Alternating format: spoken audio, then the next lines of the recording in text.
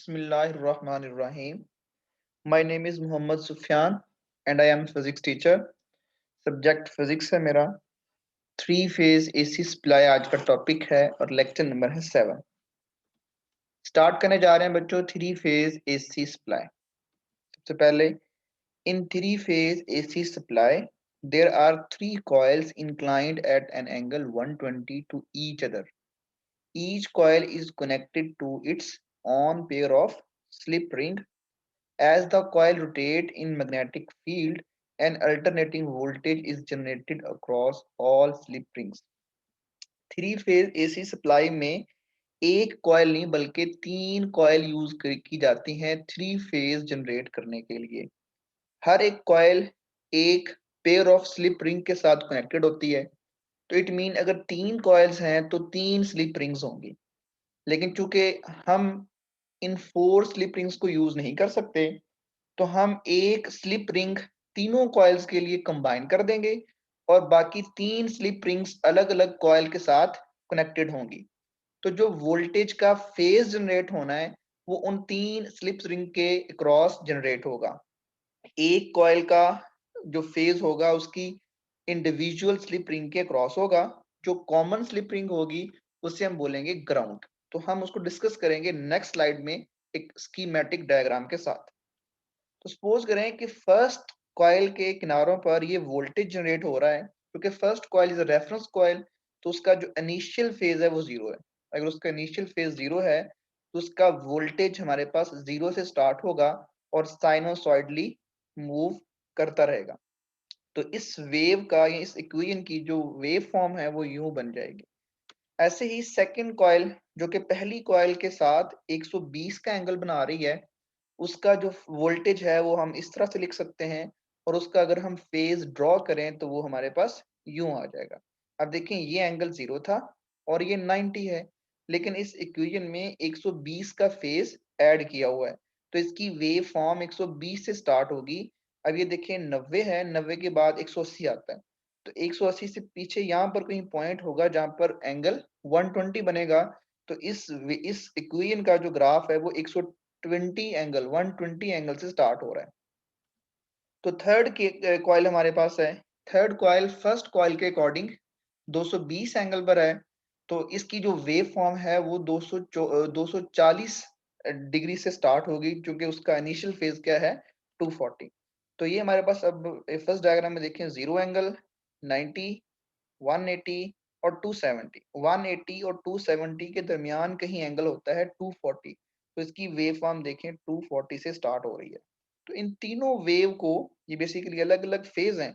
ये first coil का phase, ये सेकंड कॉइल का फेज, ये थर्ड कॉइल का फेज। इन तीनों फेजेस को अगर हम कंबाइन बनाएं तो हमारे पास यूं आ जाएगा। अब देखें फर्स्ट कॉइल का जो phase one starting from zero क्योंकि no initial phase, zero initial phase. Second wave जो स्टार्ट हो रही है आप देख रहे हैं सेकेंड वेव हमारे पास जो स्टार्ट हो रही है दैट इज फ्रॉम 120। तो उसका स्टार्टिंग पॉइंट भी 120 है पीक से थोड़ा सा आगे जाके। अब जो थर्ड कॉइल है उसका फेज स्टार्ट हो रहा है 240 पर तो वो हमने यूं ड्रॉ किया हुआ है। ये मैंने अलग अलग ड्रॉ किए थे और इनको मैंने कंबाइन ड्रॉ कर दिया है। अब इसके बेनिफिट्स क्या हैं अगर हम ये वाले थ्री फेज किसी हैवी मोटर के क्रॉस अप्लाई करते हैं तो हैवी मोटर यहाँ से स्टार्ट करेगी मैक्सिमम से, वो डिक्रीज करेगा वोल्टेज तो ऑब्वियस है मोटर को वोल्टेज डिक्रीज मिलेगा। लेकिन इस पॉइंट पे उसे नया फेज मिल जाएगा that is start and moving toward maximum value. और फिर जब मोटर के किनारों पर वोल्टेज डिक्रीज होगा इस पॉइंट पे आगे फिर वो थर्ड फेज को रिसीव कर लेगी। तो वो मोटर के किनारों पर हमेशा फेज मैक्सिमम के करीब करीब रहेगा, वो कभी जीरो नहीं होगा। जिसकी वजह से मोटर में फ्लक्चुएशंस कम हो जाएंगे और उसके बर्न आउट होने के चांसेस भी कम हो जाएंगे। अब ये जो तीन चार बातें मैंने बताई हैं वही यहाँ पर लिख दी गई हैं। The phase difference between the alternating voltage और 120। पहली कॉइल जीरो पर थी उसके अकॉर्डिंग सेकंड के अंदर कितना वोल्टेज फेज डिफरेंस आएगा 120 का। It means that when voltage between the first pair of slip ring is zero, पहली जो हमारे पास स्लिप रिंग है उसके अंदर जो वोल्टेज में फेज है वो जीरो है। The voltage across the second pair of slip ring is 120 degree. Second जो पेयर है या सेकंड कॉइल है वो पहली की निस्बत, पहली की रेफरेंस में 120 एंगल पर है। तो थर्ड पहली के फर्स्ट के रेफरेंस में 240 डिग्री पर है। तो similarly the voltage generated across the third pair will have a phase difference of 240। तो अब इसका एडवांटेज डिस्कस कर लेते हैं। The main advantage of having a three phase supply is that the total load of houses our factory is divided in three parts so that none of the line is overloaded। इसमें क्या है कि हम three phase use कर लेते हैं और three phase में जो हमारे घरों का लोड है वो डिवाइड हो जाता है। सपोज करें एक गली के अंदर 120 घर हैं और उस गली में थ्री फेज आ रहा है, तो एक फेज के ऊपर 40 घर, दूसरे फेज के ऊपर भी 40 घर और थर्ड फेज के ऊपर भी 40 घर। तो 40 घर अलग अलग फेज के ऊपर आ जाएंगे। तो एक फेज के ऊपर अप्लाई करने के बजाय हमने उनको तीनों के अंदर डिवाइड कर दिया। इस तरह से हमारी जो वायर है वो सेव रहेंगी, इलेक्ट्रिसिटी सेव रहेगी और एक फेज के ऊपर लोड भी नहीं आएगा। तो ये हमारे पास स्कीमेटिक डायग्राम है।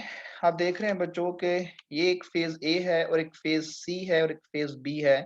इन तीनों का एक कंबाइन पॉइंट है, वही पॉइंट जो हमारे पास कंबाइन स्लिप रिंग थी उसे हमने ग्राउंड मान लिया है। और ए एक लाइव फेज है, सी एक लाइव फेज है और बी एक लाइव फेज है। एक लाइव फेज और ग्राउंड के दरमियान पोटेंशियल दैट इज 230।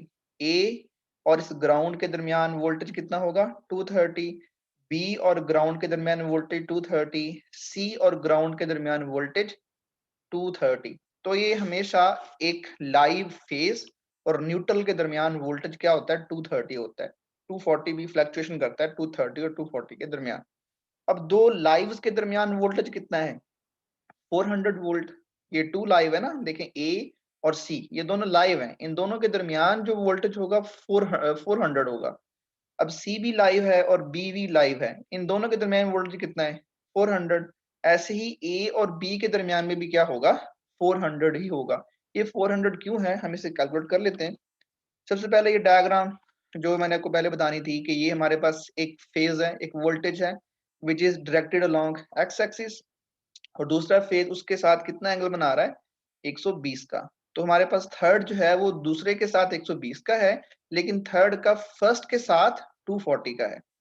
तो general formula of vector addition ये हम अंडरस्टैंड करते हैं। अगर मैं इन दो फेजेस का या दो वोल्टेजेस का सम निकालना चाहता हूं, मतलब कि मैंने दो लाइव वोल्टेजेस का के दरमियान जो वोल्टेज 400 आया ये 400 निकालना कैसे है, मतलब दो लाइव फेजेस के दरमियान वोल्टेज 400 कैसे आता है। तो बेसिकली ये एक वेक्टर है, ये भी एक वेक्टर है, इन दोनों को वेक्टर एडिशन रूल के अकॉर्डिंग ऐड कर देंगे। तो उसका एक जनरल फार्मूला हमारे पास है C is resultant of A and B vector A square plus B square plus 2ab cos of theta. ये उसकी मैग्नीट्यूड फाइंड करने का फार्मूला है। हम भी यहाँ ए और सी, ए भी लाइव हमारे पास फेज है और सी भी लाइव है, इनके दरमियान वोल्टेज की मैग्नीट्यूड दैट इज 400 वो फाइंड करना चाहते हैं। तो बच्चों सबसे पहले हमने ये वाला वेक्टर यहाँ पर प्लॉट कर लिया, ठीक है। अब इसके हेड पर मैं सेकंड वेक्टर प्लॉट करूंगा। ये मैंने सेकंड वेक्टर प्लॉट कर दिया ये वाला। अब मैं फर्स्ट वेक्टर की टेल से सेकंड वेक्टर के हेड तक एक वेक्टर ड्रॉ करूंगा दैट इज रिजल्टेंट वेक्टर। तो ये मेरे पास जो रेड कलर में या मरून कलर में एक वेक्टर आया ये रिजल्टेंट है फर्स्ट वोल्टेज और सेकंड वोल्टेज का, या फर्स्ट फेज और सेकंड फेज का ये रिजल्टेंट है। तो इन आवर केस इस मामले को मॉडिफाई कर देते हैं। ये सी बन जाएगा resultant voltage of phase 1 and phase 2 plus 2v1 v2 cause of theta. आपको पता है कि v1 की जो मैग्नीट्यूड मतलब फर्स्ट फेज की जो मैग्नीट्यूड है वो 230 है, सेकंड फेज की भी 230 है, थर्ड फेज की भी 230 है। तो हम टू वेक्टर्स को ऐड कर रहे हैं। तो v1 हमारे पास कितना है 230 का स्क्वायर, v2 230 का स्क्वायर प्लस 230 मल्टीप्लाई 230। अब इन दोनों वेक्टर्स में एंगल कितना है v1 और v2 में। ये एक फेज है जो अलोंग एक्स एक्सिस है, उसके साथ दूसरा जो फेज है जो 120 का एंगल बना रहा है ये हमारे पास v2 है। इनकी मैग्नीट्यूड 230 है और इनके दरमियान एंगल कितना है बच्चों 120। मैं यहाँ पर 120 पुट कर दूंगा। इसको सिंप्लीफाई करेंगे तो हमारे पास रिजल्टेंट वोल्टेज 400 वोल्ट निकलेगा। इट मीन दो लाइव वोल्टेजेस के दरमियान या दो लाइव फेजेस के दरमियान जो वोल्टेज होता है that is 400 volt. Thank you. Thanks for watching.